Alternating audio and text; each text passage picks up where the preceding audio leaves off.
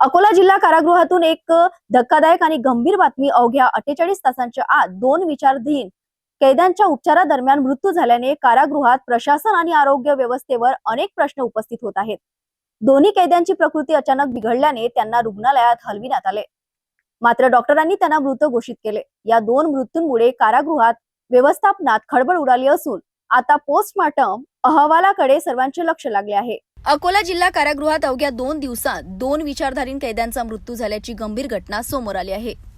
पहिली घटना 25 मे रोजी रात्री घडली. तेल्हारा तालुक्यातील बेलखेड येथील दीपक रामदास चातरकर वय 42 याची अचानक प्रकृती घालवली. हत्या प्रकरणात 22 मे पासून ते न्यायालयीन कोठडीत होते आणि न्यायालयाच्या आदेशानुसार त्यांना अकोला जिल्हा कारागृहात ठेवण्यात आले होते. जेल अधीक्षक महेंद्र जोशी यांच्या माहितीनुसार कैद्यांची प्रकृती बिघडल्यानंतर जेल डॉक्टरांनी प्राथमिक तपासणी केली आणि तात्काळ स्वरूपच्या रुग्णालयात हलविण्यात आले. मात्र रुग्णालयात पोहोचताच डॉक्टरांनी त्यांना मृत घोषित केले. त्यानंतर दुसरी घटना 26 मे रोजी समोर आली. बुलढाणा जिल्ह्यातील जिगाव येथील प्रल्हाद पांडुरंग रायपुरे वय 46 यांचीही अचानक प्रकृती बिघडली. त्यांना बुलढाणा कारागृहातून अकोला जेलमध्ये हलविण्यात आले होते.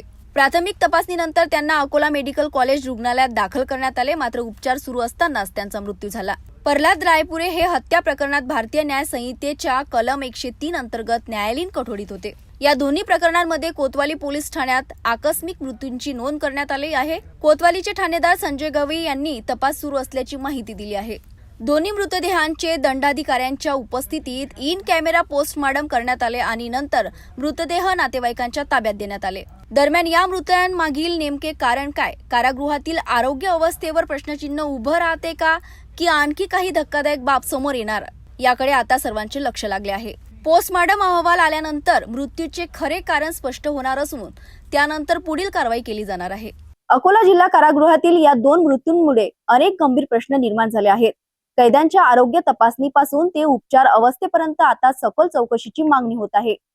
पोस्टमॉर्टम अहवालानंतर या प्रकरणात नेमकं सत्य काय समोर येतं हे पाहणं महत्त्वाचं ठरणार आहे.